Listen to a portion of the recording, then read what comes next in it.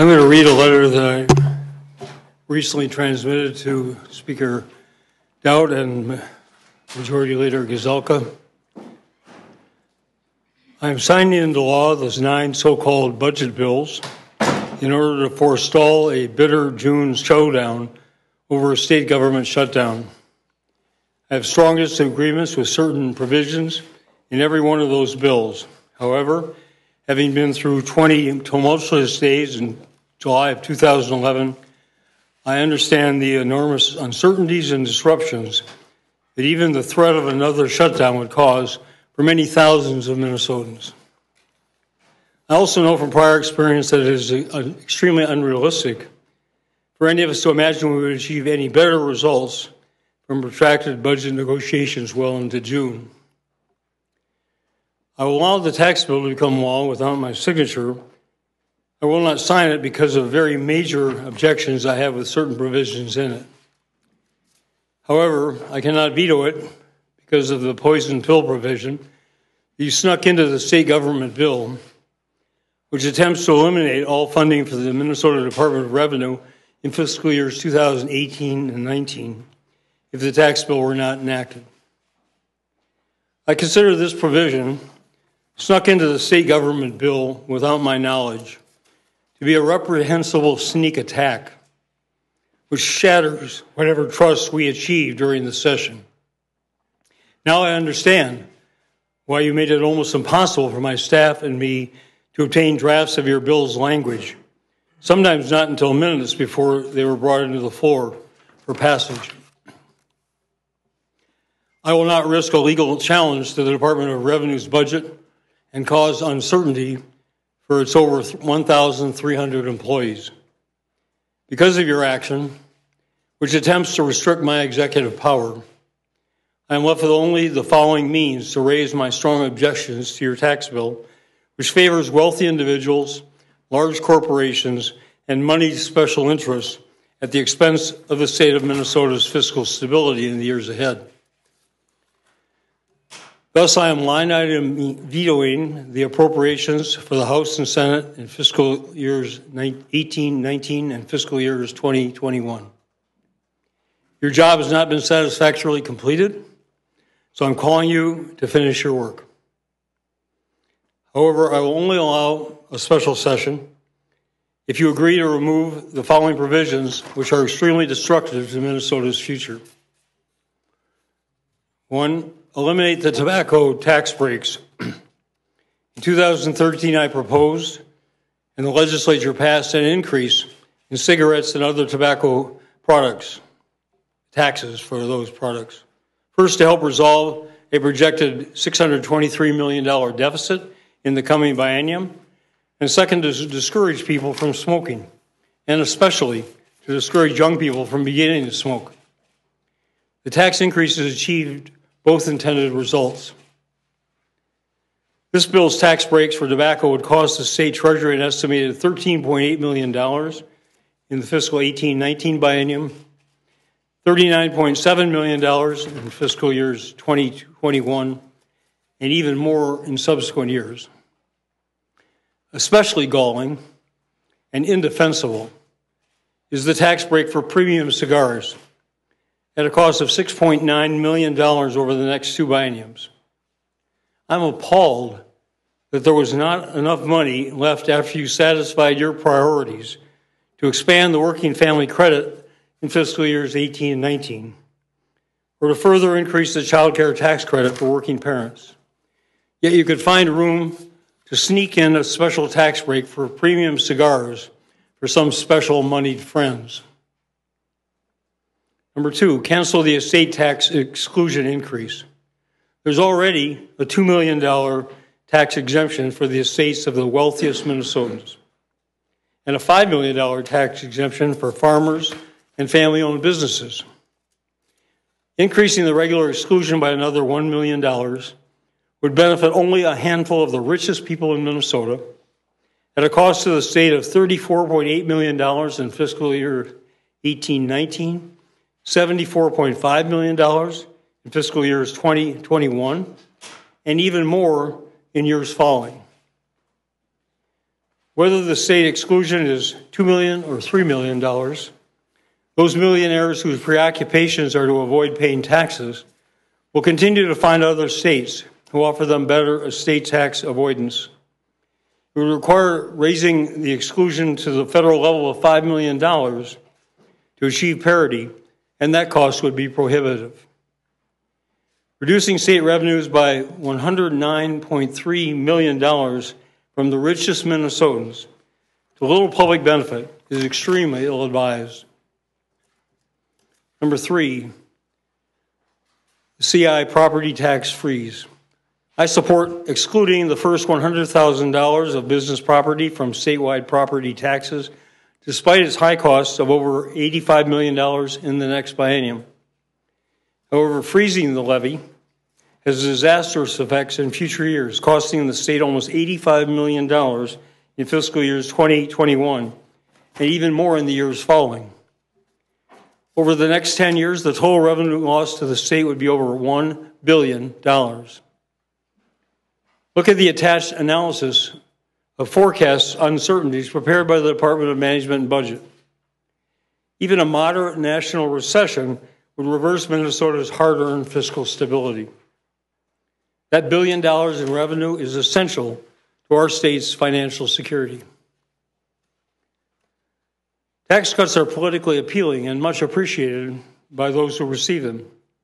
However, their total cost to the state must be responsible, not just for tomorrow, but also for the days, weeks, and years that will follow. This principle was violated with tax breaks in 2000 and 2001, which helped cast state government into serious and repeated budget deficits soon thereafter. When I became governor in January 2011, the state faced a projected $6.2 billion deficit over the coming biennium. Over the next 4 years, we went through a very difficult and often painful process to restore our fiscal integrity, to reestablish structural budget surpluses, to pay back the over $2 billion owed our school districts, and to eliminate many shifts and other gimmicks. I refuse to allow the state's financial security be jeopardized by excessive tax giveaways which do not benefit most Minnesotans. It is unfortunate that your last-minute legislative treachery has left me no other option but either passively permit those tax provisions to become law and decimate our future financial solvency, or to take this action. However, the future of our well-being of our children and our grandchildren is at stake. I will not willingly allow their futures to be jeopardized. Number 4, the driver's license provision. There's another provision which I insist you agree to remove before I will call a special session.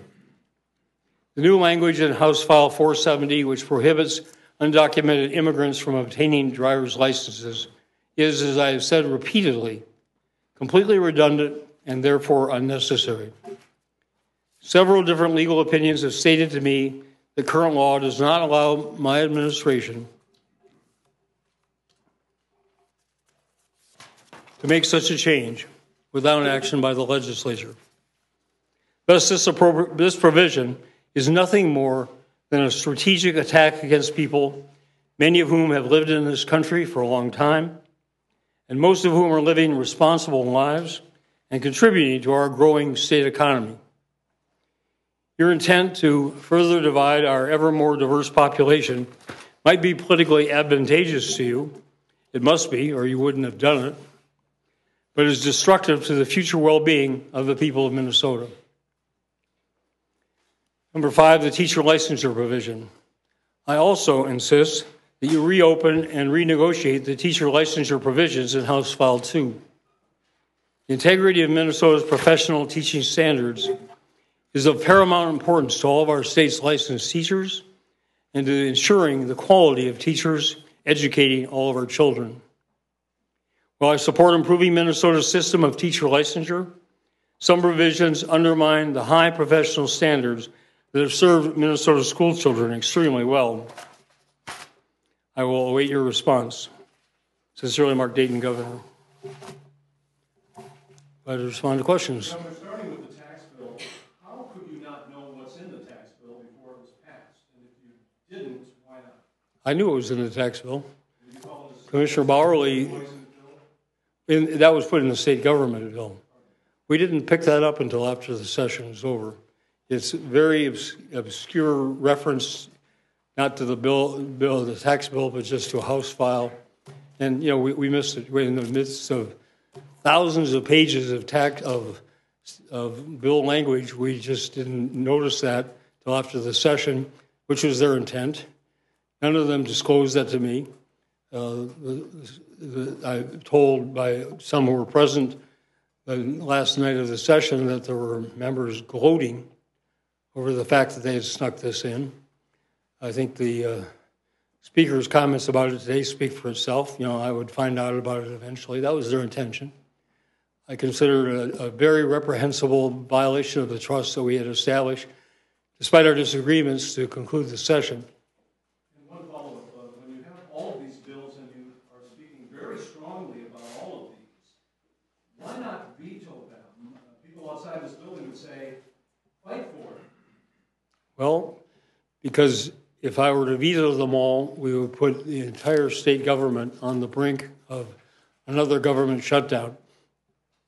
Commissioner of Management and Budget on June 1st would have to notify all of the affected state employees of their possible layoffs. The Department of Natural Resources would have to inform people who have made reservations for parks or campgrounds that those reservations are canceled and that future reservations will not be accepted. And frankly, I have no assurance that the legislature would come back till June 30th because they could see it as an opportunity to wreak that havoc on the lives of thousands of Minnesotans and try to blame it all on me. I don't have any confidence. If you look at how long it took us last year to try to get a special session on a matter of urgency, I have no reason to trust that they would come back in time to forestall a government shutdown. Governor, two constitutional questions.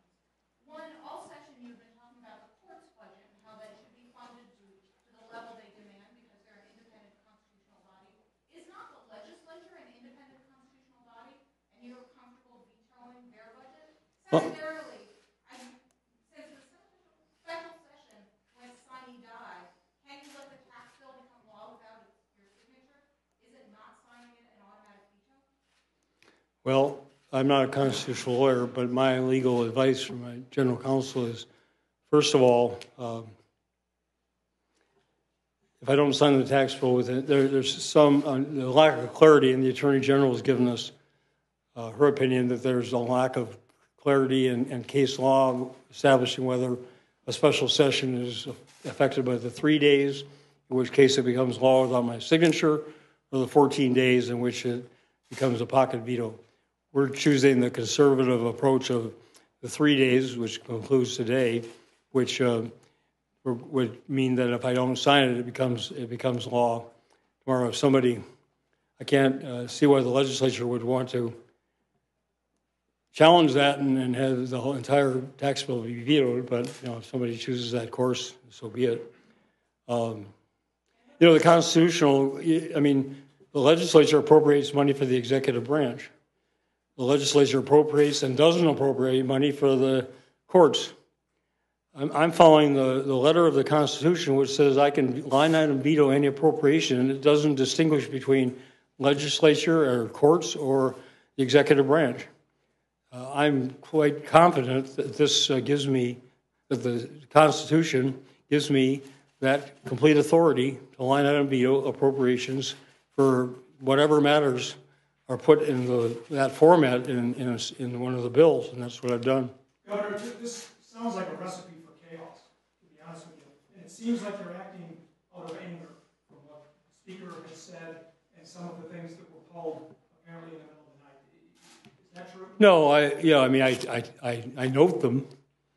I note them, but I don't take any of this personally. This is about the people of Minnesota. This is about tax measures that will jeopardize the financial stability of the state in the coming decade.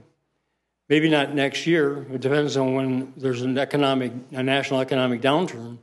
But if you read that attachment where MMB talks about how quickly the state's fiscal revenues will change in even a moderate downturn, I am looking out for the future stability of Minnesota. I worked hard for 7 years to restore that fiscal stability, and I'm not going to see it swept away by these rash actions. And that's why I'm making a stand, because the other two matters that I strongly oppose, and I'm using the opportunity I have constitutionally to stand up for the people of Minnesota, in my judgment. It's not personal. It's about the people of Minnesota. Are you concerned about the potential for chaos, legal challenges, the expense of all that? Well, I don't know how that constitutes chaos. I signed all of the budget bills so that all the funding for state agencies has now been established for the next biennium. So there's no brinksmanship necessary in terms of July 1st. But if the legislature does not have funding, there are people in Minnesota who do not have representation if their lawmakers have no funding to represent them. Well, then they can come back and get it restored. Do they legally use their reserve fund? Yeah, well, I mean, we'll find out. This is one of the feature here is we'll find out how much money they have tucked away in their reserve funds that they allow themselves to carry forward into the next biennium, where they won't allow the executive branch to do the same. So we'll find out how much money they've stashed away to take them for however long. Do you know how much that is? I don't. Ask them. They won't disclose their finances to the executive branch or MMB or the people of Minnesota or anybody else. They treat themselves as a separate province.